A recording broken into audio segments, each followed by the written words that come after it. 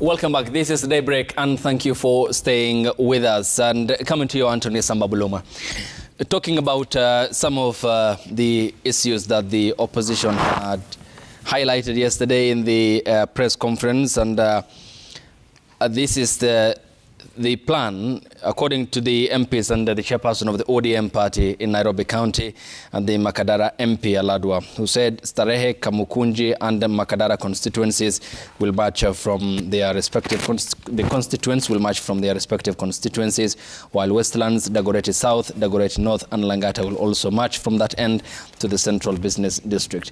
And clearly there is the police order that had not granted them the planned march to the Central Business District. Again, the opposition is doing so. Doesn't this portend clearly a standoff between the security agencies and the protesters, which can be consequential? I think plain answer is that that's the obvious. I mean, if the police have restricted certain areas, then you opt to disobey those orders, definitely there will be a standoff. And I think that's what I'm trying to advocate for, that the opposition ought to conduct themselves responsibly. The history of Saba does not allow us to repeat the events of 1990 because we have to adopt a thinking of 2023.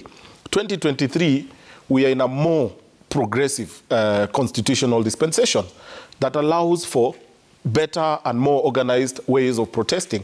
And I think there are obvious reasons why such restrictions are necessary, because in past incidences of protest, we've seen, and I'm happy Maina Karobia has given an account of testimonies by Kenyans and their frustrations with this maandamano. Yesterday I was seated somewhere and people were already declaring today a holiday because they're saying that they're not sure they would be able to drive their cars safely. They're not sure they would be able to open their shops safely, and they will not be vandalized. And those are the pertinent questions as to why Azimio needs to reconsider the kind of reorganization they're trying to do. I think all of us must be law-abiding citizens because one of the key tenets of democracy is the rule of law. So if there are provisions or guidelines provided for by the police to help, coordinate how everyone's life will be, then I think they ought to abide by it, because a march to the CBD will definitely have interferences. Ayub, the agitation by Azimio is towards a cause of championing for economic economic emancipation of some sort. But if at all their actions go against the very essence of Kenyans going about their businesses to make to provide for their families, then of course they're betraying the very cause they're purporting to push for. I know for a fact there are many women, there are many men who are marching to town today, not for the sake of maandamano, because most Kenyans sometimes feel like these protests are not championing their cause. It's actually intentions to champion the causes of the leaders who are fronting it. So what are you saying to these Kenyans? They want to go fend for themselves. So they march to town to come and sell, if you're a hawker, to come and do their normal hustles. Why do we want to interfere with the life of this person? So I think we should all be law-abiding. The Azimio should restrict themselves to the places assigned to their protest. And I think the beauty about where we are today is that we have a tolerant regime, that is accommodative of everyone's right to picket, everyone's right to protest. But if we are organized in a way that you make your alternative views heard, in a platform, because I mean, if you come to CBD, what's the difference between Kamukunji and CBD? To be very honest, Kamukunji is just down the road. So what's the significance of coming to CBD? The risk of coming to CBD is that you're going to see shops vandalized. Already, I watched in one of the clips, one young man saying that anyone who will open shop today must be prepared, because they will just come and help them by picking or collecting their products. What are you saying to these Kenyans? That today you go hungry because there is a protest. Are you helping or you're destroying? So I think, Ayub, what really needs to be key here, we should not actually be debating on where Azimio wants to go or where they should not go. But Saba ought to be a commemoration reflecting on where Kenya ought to go. And where Kenya needs to go is, number one, significantly in the 90s, it was the young people who now were ushered into leadership, political leadership. And significantly, they championed for the opening of the democratic space. Okay. What we need today, as we commemorate Saba, should be another opportunity for a transition in leadership, to allow for a new, fresh thinking. Because I am disturbed when I see that the space is predominantly still occupied by the thinking of 1990. Okay. Because I told you, and all of us here are a witness to it, many of us were not even aware of the events of 1990. We are benefiting from knowledge written for us. The people who are driving the Saba of 1990 are still occupying that space. We are now here. We've gone through the process. Okay. So we are saying Saba should be another opportunity for fresh thinking, for young people to come out. And I mean, there are new avenues, better avenues for us to even express ourselves. Like, for example, the members of parliament who would be taking front row in this conversation have a better platform in parliament. So part of what I anticipate Azimio should be able to also provide is that as you give your ultimatums on what government needs to do, would want to also see what role are the members of parliament from Azimio playing in addressing the challenges facing Kenyans. Anthony, before I go to Honorable Wanjeri Maina, you have mentioned the two dichotomies here of the people who had at the time spearheaded the cause for multipartism, which was the launch pad for our multipartism. James Orengo, Kenneth Matiba, Charles Rubia, Gitobu Imanyara, and the company. Again, today there are young Kenyan parliamentarians who are in the bicameral parliament, whether from the Kenya Kwanza side or the Azimio side, who seem to be pigeonholed by the older folks in this case and are unable to make some rational decisions that even affect the common mwananchi. At times they desert parliament. At times they end up in toilets, as some have admitted in 2018 when the sugar matter was debated.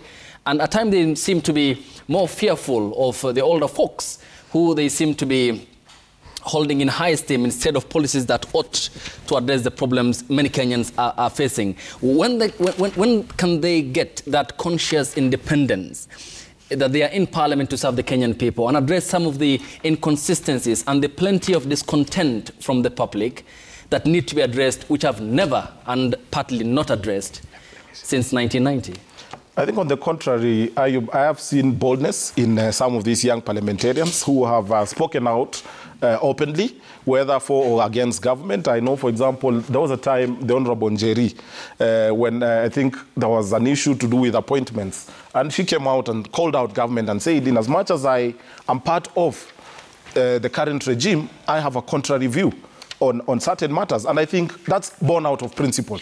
And that's a culture we want to nurture. And that's why I'm saying, significantly, Saba, as we reflect on it, let's reflect on the energy of young people that brought us to where we are. As we commemorate it today, let's reflect on the opportunity presented for young people to also showcase leadership. But now, Ayub, how will they do this if they are still being squeezed, their space is being squeezed, and they're competing against people who were there in the 90s, when most of us were still either infants or not yet born? Okay. So I think this should be an opportunity for the opposition to begin to afford the new crop of leaders an opportunity for them to now showcase leadership. How do you do that? Let's be objective in our protest. Objective in the sense that as we address the issues that we are raising, let us first of all ask ourselves, what is the role of a leader in this? Is it to wail or to provide a solution? Okay, so solution is the answer, of course. Yes, Honorable Mainjeri, go ahead, please. Ayub, I can assure you haven't been to the toilets, and that young members... Well, you are not in parliament at the time. Young members of parliament are really... It was a statement made by a member of parliament who said money was being dished in toilets. Yes. At the time sugar bill was debated. Yes, go ahead, please. I know, I was just pulling your leg. Ayub, there's a saying that goes that your rights end where mine begin.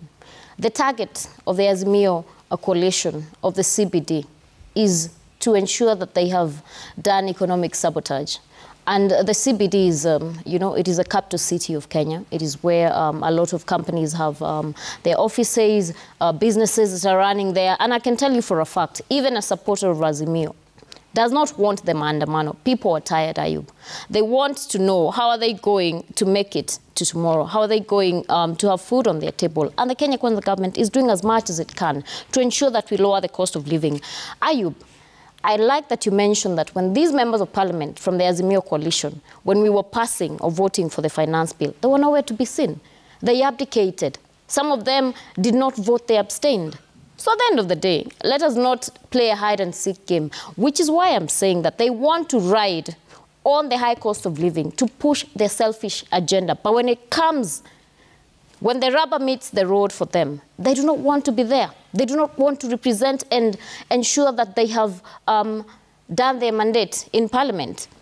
Raila Amolo Odinga is on record supporting the housing levy. Raila Amolo Odinga is on record supporting the 16% VAT. Raila Amolo Odinga, and there are clips that can be played here, is on record going silent and defending the high cost of unga. The only thing that Raila Amolo Odinga wants is a handshake. And I'm not saying handshake, I said handshake. And once he gets a handshake, he will hear no evil, see no evil, and speak no evil of the government. I mean, we appreciate that we want an opposition because there has to be checks and balances.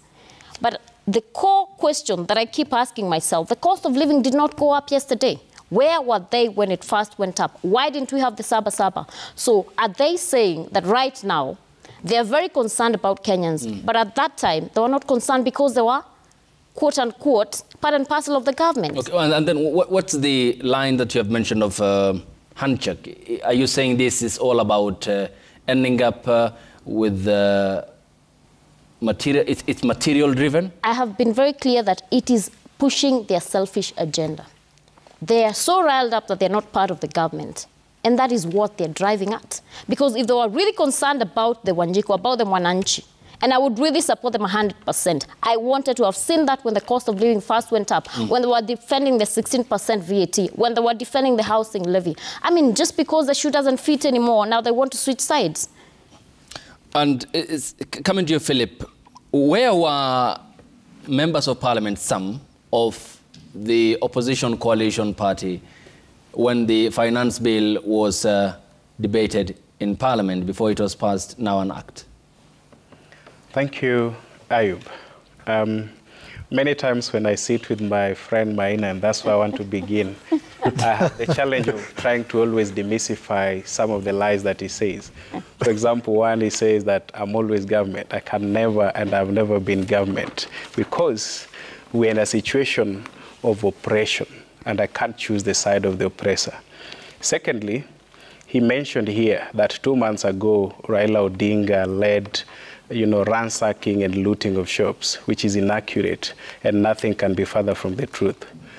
We are at a situation now, Ayub, where Mheshimiwa Njeri has mentioned for the umpteenth time the name Raila Amolo Odinga and about, the clamor for the cost of living and just stabilizing the economy. We cannot be a nation that discusses individuals, that centers a conversation around one character and ends it there.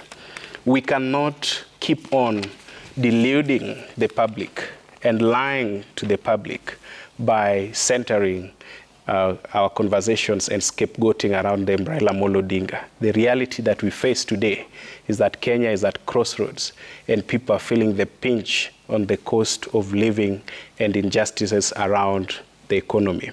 Let's discuss that fact. Let us not discuss the persona of Raila Amolo Odinga. And I'm quite disappointed. You mentioned the high cost of living. Yes. And the opposition cited the Finance Act of 2023, which is now a subject of court matter. Yes. And not getting into the nitty-gritty details. Yes. But why was the high cost of living a non-issue to Odinga and Karua in the lead up to the elections in August last year? The cost of living was always a conversation in the opposition, in the Azimio fraternity. And one of the things, for example, that happened in this country, and we must go back to those facts, is that during the time when we were into a relationship with the former regime, and I think that's what Kenya Kwanza keeps on referring to, the cost of unga was acceptable and affordable to all households in Kenya today, because there was a policy, a deliberate policy action around it, the maize subsidy. There was a fuel subsidy that was putting the cost at the pump levels affordable and acceptable across the divide.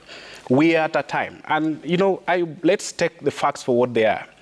There is quite a big quandary in the way we deal with our economy today. If you look at the president at the global and continental stage, he's hitting financial institutions, global financial institutions, and particularly the IMF and the World Bank, on how they are not creating the room and the conducive atmosphere for African nations to transact and fairly trade at that platform.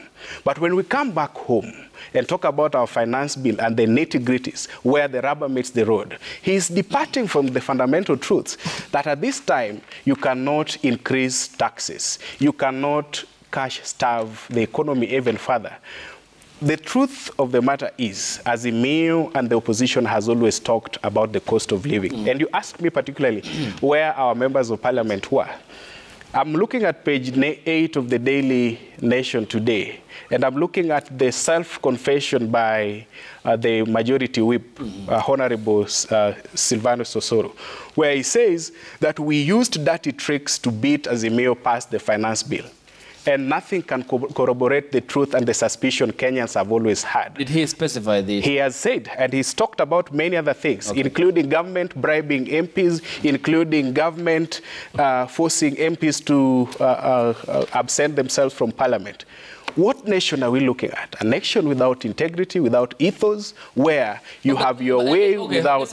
If you attribute the absence of the opposition MPs to money exchanging hands, yes, we expect members of parliament, no regard for their political belonging, to be members of integrity and moral high ground. Why would someone be bribed? I mean, MPs are one of the best paid, Kenyan MPs are one of the best paid in the world, I can assure you that. Why would an MP be bribed to be absent from the House? Thank you, Ayub. I'm still driving my point. The next that he says is that as this matter is still in court, they're going to have their way even in courts.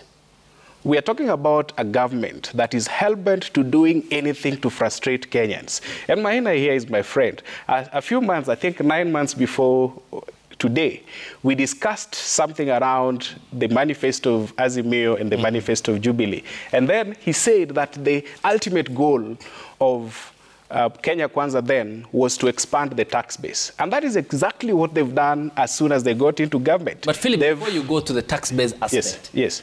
We talked about the bribing issue, yes, and which we don't expect an MP to be bribed.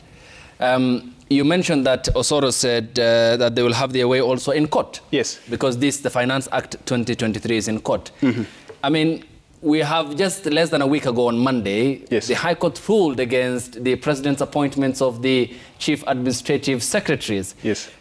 Again, that is another arm of government where we expect integrity to drive members of the judiciary. So, of the two issues you have mentioned, yes, how justifiable is it that your members were absent when needed from Parliament? You mentioned the courts, and I'll say that we've had two titanic rulings in the last 1 week on the finance bill and, of course, on the appointment of the CSs. We'll come to that. On the issue of bribery, and not just bribery, the majority whip says that they've used every means possible, including arm twisting and forcing absenteeism.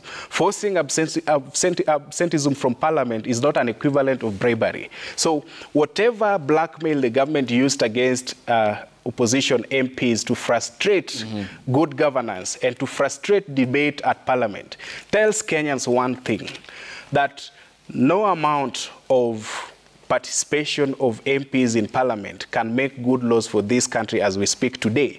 And that's why, for example, we've gone back to the courts. That's why, for example, Azimio is calling for the public to come and respond and act on their own behalf, because we donate the power to elected leaders. Thank you. When the elected leaders are compromised or frustrated or forced out of debate in Parliament, the next stop is the public gathering which we have today and which the government is fearing. And Maina mentioned here that why is it that Azimio stopped demonstrations. And when we are coming back for demonstrations, there is again a fear of, why are you demonstrating? Why do you want to come to the CBD? The issue is about economic well-being of Kenyans. It's about the economic and emancipation of Kenyans. Thank you. Wherever this happens, whether it's at State House, whether it's at the Nairobi CBD, it has to happen. Okay, but again, the people you have mentioned under Article 1 who hold the sovereign power have invested in institutions, including Parliament, and therefore they expect a good use of these institutions because they have voted for a constitution that led birth to this institution. So they expect policymakers to revolve around these institutions for service delivery. Honorable Maina Karobia. They've abused Parliament. But how will a member of Parliament who is mature enough would be abused? I mean, no, government has abused Parliament, and the majority whip today has made a self-confession. But Parliament is part of government. We should not take this lightly. That the majority whip has confessed, and it's published today, that the government used tricks to beat Azimio, and they're using, whether it's crook or whether it's what, to beat democracy and to beat debate on public affairs. Philip, what's astonishing, however, is that we don't expect members of Parliament to be bribed. Neither we don't expect members of Parliament to feign illness. Neither do we expect members of Parliament to lock up themselves in toilets for bribes, as mentioned earlier on in the last Parliament. We expect... That was last Parliament. That's not the debate today. And champion the interests of the people. Yes, Honorable Karobia, please proceed. Yes, you know, you have not posed the question, but... I thought you had a response to what Philip had said. No, I don't have to respond. It was me who is responding to his half-truths. I don't have to respond to him. But I can tell you, Ayub and our viewers, that the government that we have, led by the President, His Excellency William Ruto and His Excellency Rigathi Gachagua, is a government that respects the separation of power, the doctrine of separation of power. Parliament, the business of Parliament is conducted by the Speaker and the members of Parliament. The business of the judiciary is conducted by the Chief Justice and the people, the judicious fraternity. And then the executive is led by the President. So and that's why you'll find, I have had you allude to the issues of the ruling that were made last week. The President, you know, the former President ignored those rulings.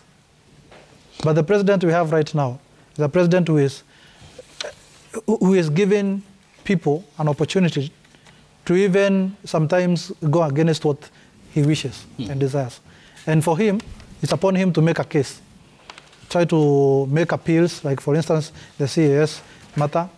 There will be those appeals, other things like the finance bill, the ruling around the finance bill. There will be appeals around that. So he is giving us an opportunity, or he is respecting the Constitution as he saw to respect it and protect it by people having divergent opinion and respecting that. You know, ordinarily, in the previous regime, the court would have made such a ruling that they made.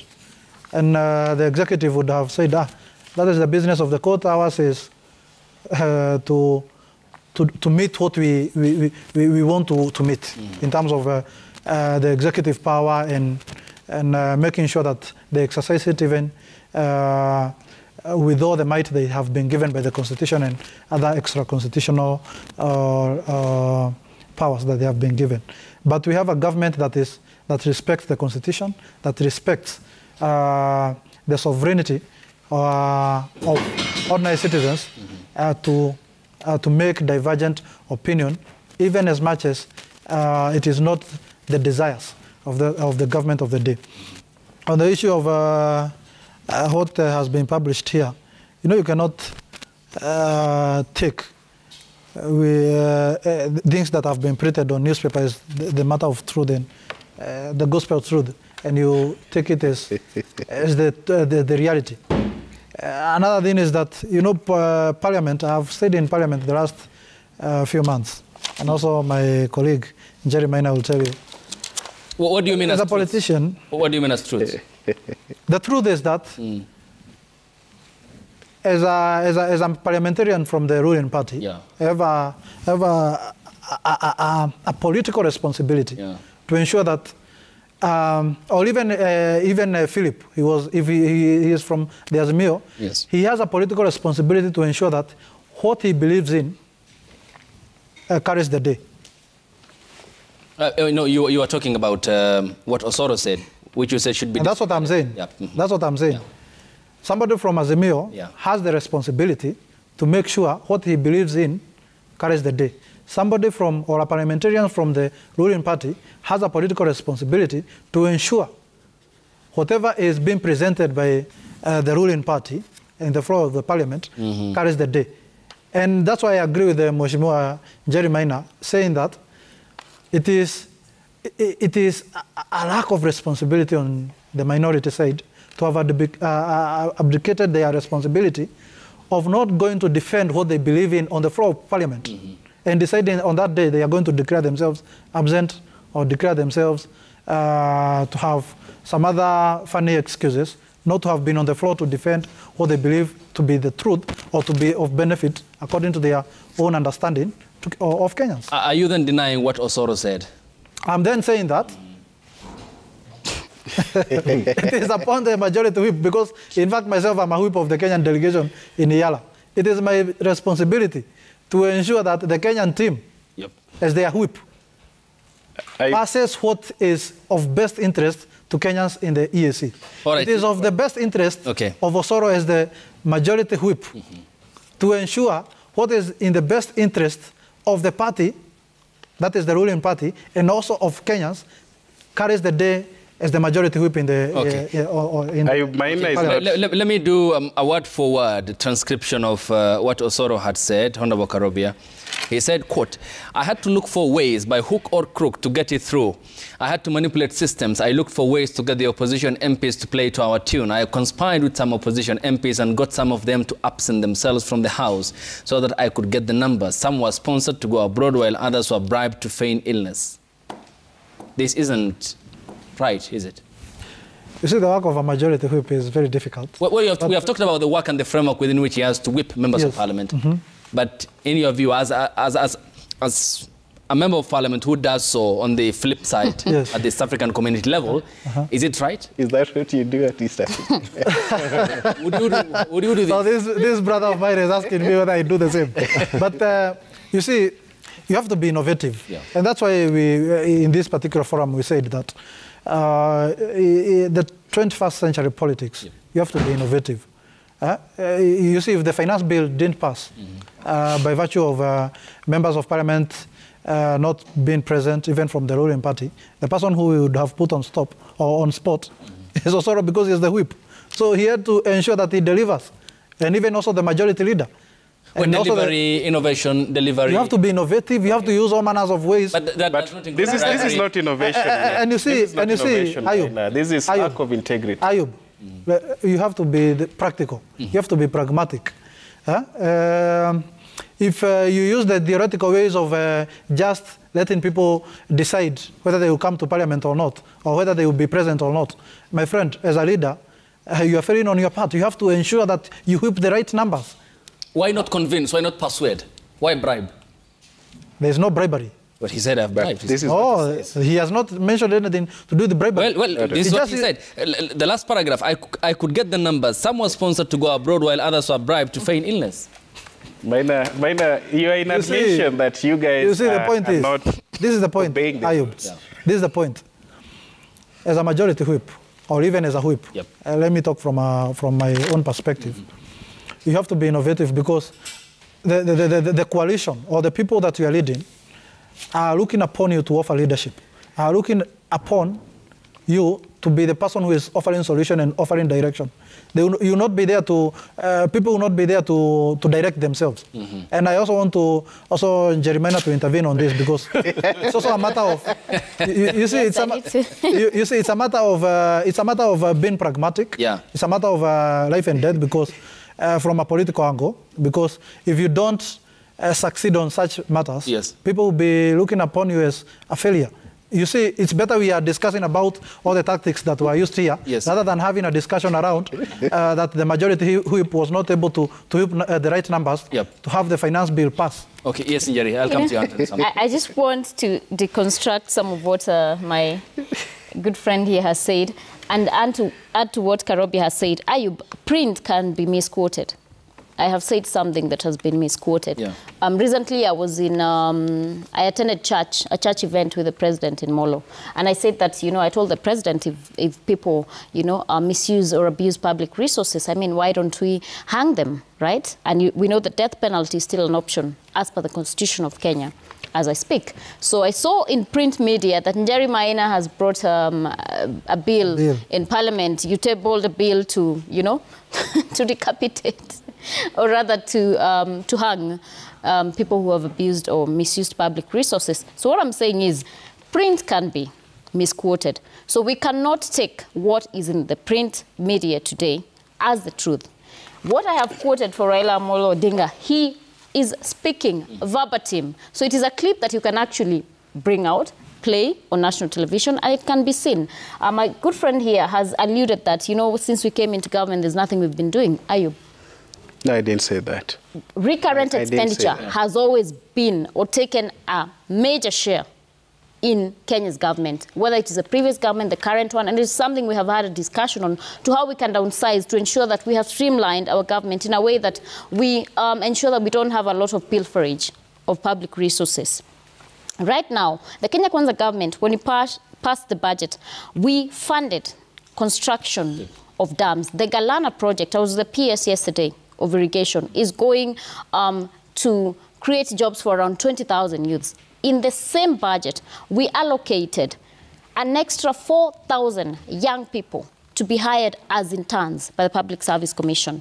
In the same budget, we funded higher education to a tune of 30 billion. In the same budget, we added funding for healthcare in the county governments. We are going to hire 100,000 community health workers to ensure that we are catering for the healthcare needs of our people. We put in 5 billion for agriculture. Okay. So at the end of the day, let us not pretend that the Kenya Kwanza government is not doing things. We took a government that was dilapidated. Raila Amolo Odinga said that the situation in Ukraine has escalated, economies even in Europe, in the USA. The situation in Ukraine has not changed. It is still there. So, I mean, let us speak the truth so that we can look at it from a pragmatic approach. Okay, and the Kenyan people expect the truth from members of the establishment.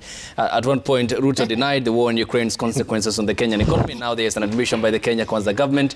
At what point, Raila Odinga had willy-nilly dismissed the cost of living when that was mentioned sometimes towards the end of the campaigns. In end of July, he said, no, that's a non-issue at this time. Then now it's certainly an issue on the top agenda for the Azimio Coalition Party in their today's protests that will be happening at the Kamukunji grounds. Coming to you, Anthony Saba Buluma. Then we have the name, and which seems to be common, but the intention and what they intend to achieve, that's the opposition, appears to be different with what in 1990 the likes of James Orengo, Kenneth Matiba, Charles Rubia, and the other folks, including Gitobi Manyara, and Paul Muite, intended to achieve. Two separate, of course, dispensations, which are different in terms of nature, but we have a constitution at the moment that grants us a leeway and gives the headroom for institutions to craft policies in order to affect some of these issues. For example, the cost of living. I mean, the government seems to be also facing discontent on its part over some of the mega promises that the president and his campaign team made. The opposition is also on the spot for walking out of parliament to discuss an important matter. What's the point of convergence here for the Kenyan people to get the coherent signal from a political establishment that has largely been detached from the real realities on the ground? I think it all boils down to what I would describe as the political culture in Kenya. I think the agitation of 1990 was towards a shift in the political culture because we were in a very oppressive political environment that denied people political rights. We have evolved. We are in 2023 in a totally different dispensation and a totally different constitutional order that advocates for, opening up the democratic space. But what is constant and has not shifted is the political culture. And this affects both those in power and also the Wananchi. Because, Ayub, even the discussion we are having here, it boils down to what kind of a political culture do we have? Mm-hmm. and who drives this political culture. Because if at all the means used to get to office were through bribing, how different do you expect people to behave when they're in office? So it boils back to the Kenyan who is watching us today. The question that begs is, when will you speak for yourself? Speak for yourself means when you have an opportunity to vote, vote responsibly. That's point number one. And that's why it's very easy to point out weaknesses, both in Azimio and in Kenya Kwanza. Because to be very honest and give it to Kenya Kwanza, they are barely a year in office. You know, you expect magic to solve problems. You don't. They have inherited a government. We have to give people a chance to see, okay, you're implementing this policy. Will it work? You have the opposition on the other part that is expected to actually be vibrant, but still objective. And I think that's the key thing. When you're objective, you're mindful, you're empathetic about this woman who wants to do her business with no interference whatsoever. And that's why I'm advocating for peaceful protest that does not interfere with the freedom or space of other people. Number two, I'm advocating for us as Kenyans, as we commemorate Saba Saba, to ask ourselves, what else are we looking for in terms of our democracy? And I think that will come back to what I'm talking about, the political culture. How do we begin to nurture? And that's why I brought in, are we still operating with the thinking of 1990? Or are we adopting a thinking of 2023? A thinking of 2023 should be more accommodative to a much more people-driven political conversation, you know? People-driven political conversation means that as you advance your cause, you're also mindful of the other person's cause. And I think that's where we should be. Because I participated in the elections last year. And I can tell you, everywhere I went, you know, talking to people in the grassroots, you'd see the genuine desire by Kenyans to actually see Kenya prosper. But now, the problem and the tragedy we are in is that you'd find that the leaders who are supposed to actually be addressing the problems of these Kenyans are wailing more than the Kenyans. You've just pointed out that we are in a totally different constitutional order, where Parliament has a much more progressive, proactive role in addressing some of these challenges. Ayub, the budget we are discussing today is no longer an exclusive for the executive. It's actually a parliamentary budget. The finance bill we are debating today is a response to the budget demands that we create in Parliament. So I think the other question that we need to inject is, how do we make sure that our political culture is dominated with honesty, so that Kenyans get what they deserve, not what they're told, this is what we have for you. Okay, let's sample some of the feedback. I'll come to you, Philip, Honorables Injeri and Maina Karobia. And this is what you're saying on Twitter. The hashtag is Daybreak. The SMS code is 22422 at Citizen TV Kenya and at Ayub Abdikadir. I'm looking forward, says Mwalimu Okelo Mwalimu, forward to a day when police will act independently by allowing individuals to exercise their right to peacefully demonstrate. On that day, I hope the demonstrators will behave responsibly as police safeguard life and property. Unfortunately, that day isn't today. Engineer Lazaro says rights to picket is in the Constitution. Trying to deny Kenyans their rights always results in running battle with the police. Why can't you just leave them alone to freely express themselves? Police should just stand by. WR80 says the Kenya Kwanza government has shown us that protesting is the only language that they do understand. It doesn't matter the exposure of non-protesters. All we want is the government to understand our cries, period. Reverend _Koskei says, it's their right to picket. Let them restrain themselves from going to the Central Business District. I urge them to obey the National Police Service order so that they don't interfere with other people's businesses. God bless you, and peace is paramount. Magwa Street says it's sad and hypocritical to have to hear the Kirinyaga woman rep. That's according to his opinion. Jeremiah called the Saba Saba Maandamano a selfish interest by Raila Odinga when she knows very well he means that they spent their time lying to Kenyans and passed a punitive bill to oppress their poorest. Can't say anything more. Femi Butia says Raila is dangling the edge of political cliff. and he has lost in all the fronts. He remains crippled politically and demonstrably outwitted and outmaneuvered by President Ruto. Azimio is ideologically lame and there is little they can do. This from Kenya Minde says Raila did not support 16% fuel levy as Njeri claims, but instead rallied his people to support the 8% fuel levy, which was a reduction from Uhuru's 16% proposal. Also, the housing scheme Raila Odinga supported was voluntary. Kipto Ruto _ says strongly discouraged by the planned nationwide protest by the opposition. Peaceful dialogue and collaboration are the true foundations of progress. Let's focus on uniting for betterment of our nation rather than fueling division and chaos. Together we can achieve more. MC_Ruma says both Kenya Kwanza and Azimio politicians do not have the interests of the common mwananchi at heart. They only care about their selfish interests. Senator Okiya Omtata is the only leader who is fighting for Wanjiku. Brian Chemwa says to ensure meaningful youth participation in public policy and governance, governments should create platforms for youth engagement, i.e. youth councils, advisory committees, consultations, and provide them with resources other than using them as tools of money. As Sawe says, Kenyans are burdened and they are calling on Raila Odinga to lead them. The government seems indifferent to their struggles. Raila is their beacon of hope for improving living standards. It's sad we have leaders like whip bribing members to oppress Kenyans. KPV says the former regime is going against court orders versus the current regime, giving Kenyans the opportunity to appeal is controversial. Only court judges can save Kenyans. Yes, Philip, you had a point. Please proceed. Yes, and I was going to say, Ayub, that, you know, it looked like a 3-against-1 debate, but then I'm up to the task. So what I was going to say is this, in response to both Maina and Honorable Njeri. One is that we've had responses from Kenyans, and you know where the truth is. We, today, do not subscribe to the issue of fuel levy, neither the housing levy. And a Kenyan has told you that ours was going to be a voluntary housing scheme. Today, if you ask Kenyans, and if you ask the Kenya Kwanza what they mean by affordable housing and what the cost of one affordable house is, then they will never tell you.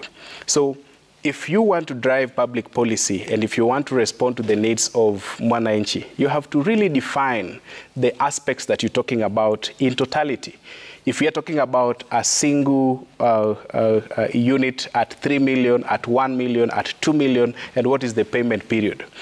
It's said that when a country is badly governed, then when a country is well governed, then poverty is something to be ashamed of. But when a country is poorly governed, then wealth is something to be ashamed of.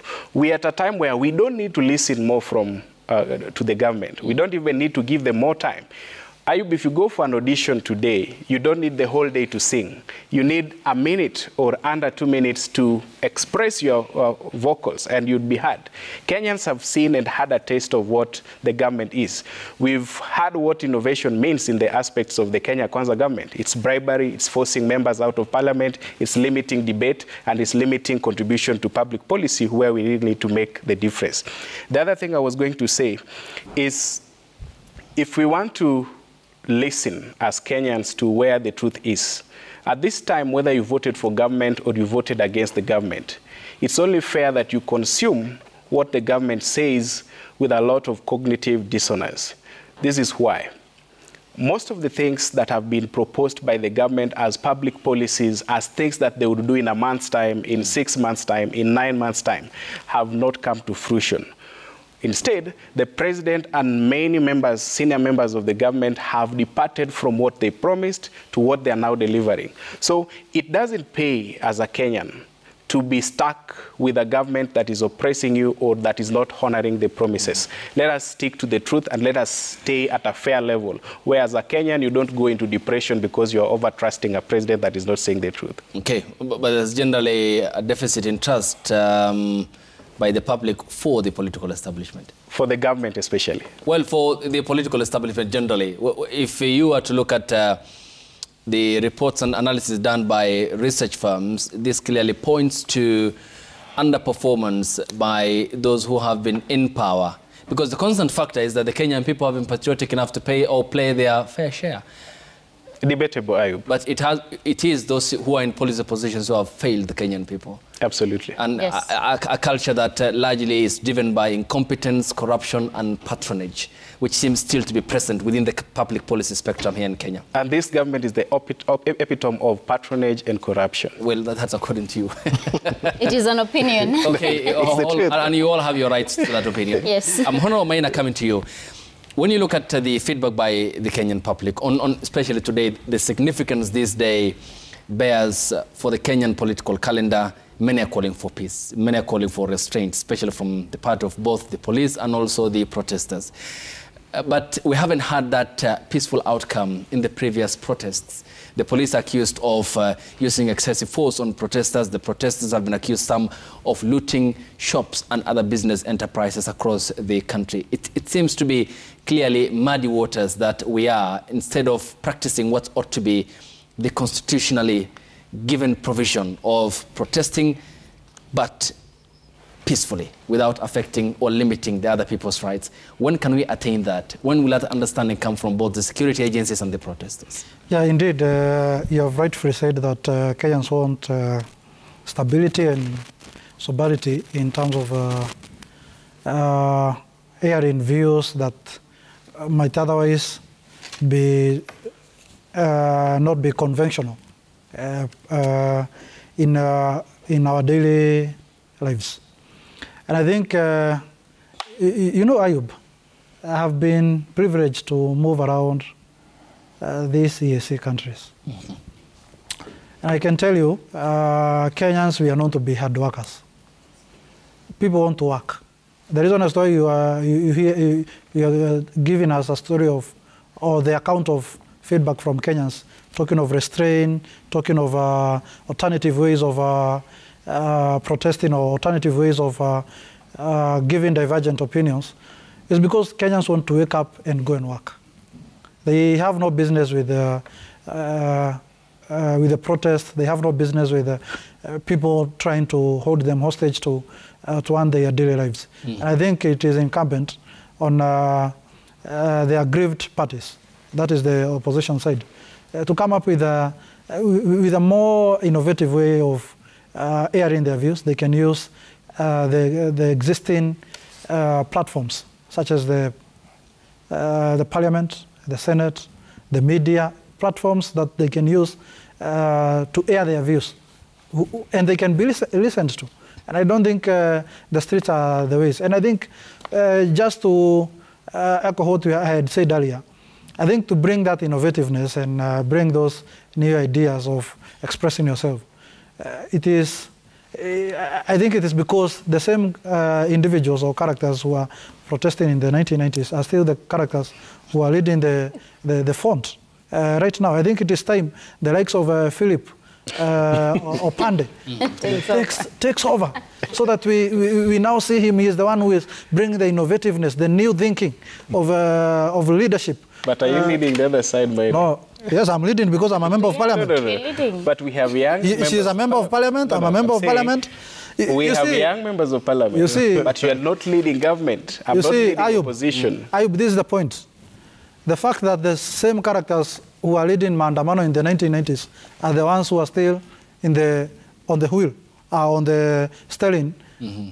In this particular juncture of 2023, calling still for Maandamano and protest, is the reason as to why the opposition is yet to reinvent itself in the Kenyan political landscape. I think it is time that fresh blood, fresh thinking, fresh approaches is injected on the opposition side, so that at least now we are able to have an understanding of what Kenyans are talking of, stability, and having a more restrained way of approach to air divergent opinions. Okay. And I think I agree with the Kenyans, the people who are talking of let us have some sobriety in terms of approach.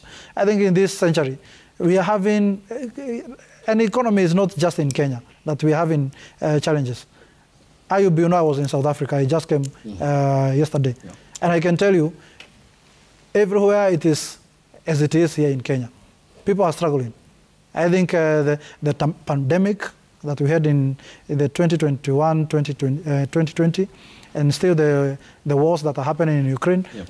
These are these are things that we can ignore, or we can say that they are happening in other countries, and they are not directly happening in our country. Okay. But I can tell you the interconnectedness of our system. Okay. Because countries don't operate in silos. Thank you. They don't operate individually. Okay, thank you. The interconnectedness of our nations is what is affecting us. Okay, thank you. And I can tell you, with that effect, is also affecting how capital circulation, the activities, the economic activities that are happening in our country, Asante. by and large influenced by what is happening in the global community. Saba, brief comment, final comments, brief, and then I'll come to the I think what Ayub would be my parting shot is that a time has come for Kenyans to appreciate that the place of youth is not just maandamano and used as demonstrators.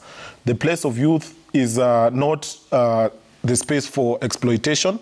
The place of the youth of this country is in the negotiating table. And the time has come that they must be afforded that opportunity. And I urge the many young people who are taking part in political activities, please emancipate yourself. Do not be a ladder used by various leaders to champion their interest, and you're left in the streets.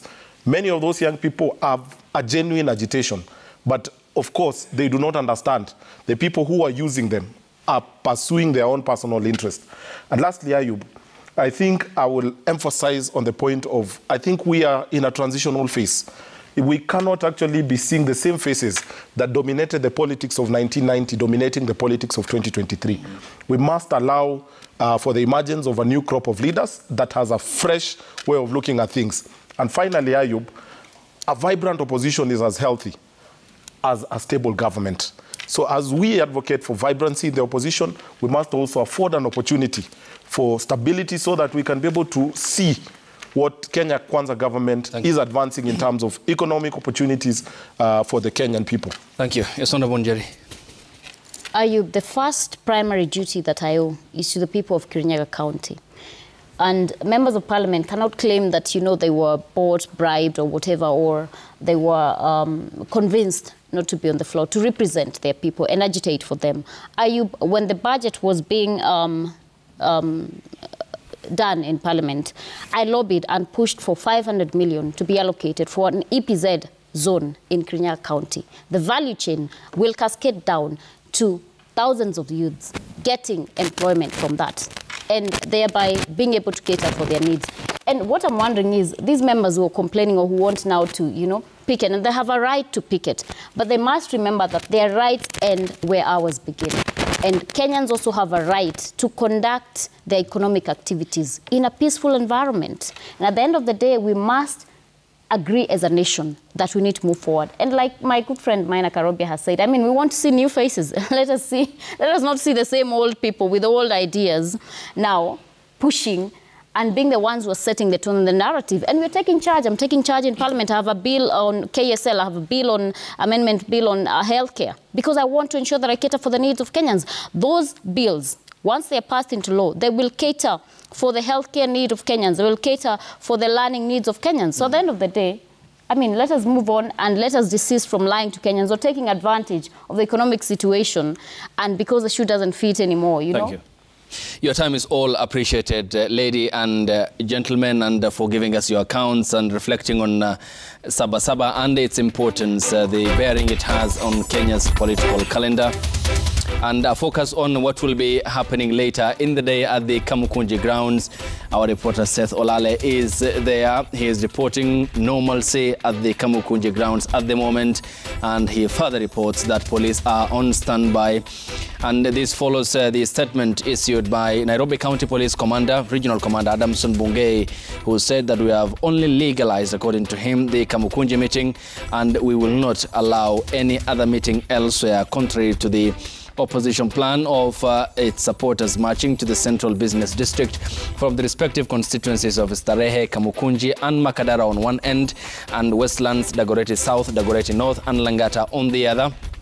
And also Hassan Mugambi, who is in Kibra will be giving us an update with regards to also, it appears he says that it's normal in Kibra, and so far both our reporters who are at this key critical centers are reporting normalcy, and we'll be getting the account as to how the day unfolds, and we'll be getting to hear from them when and times allow here on the broadcast. And many thanks for waking up with us here on the broadcast as well. Honorable Maina Karobe, thanks for your time. MP at the East African Legislative Assembly, Philip Pande, is a governance and policy commentator. Thank you, a supporter of the Azimio Coalition Party. Njeri Maina is the woman MP representing Kirinyaga constituency, and Anthony Saba Buluma is the Chief Executive Officer of the Kenya Young Parliamentarians Association. Lovely to hear from you, and many thanks for your company and time, ladies and gentlemen. And thank you to you too for watching the broadcast. Up next is Level Up Friday with DJ T-Boy, and Benso will be here in the house. We'll see you next week here on the broadcast. Thanks for watching. Good morning.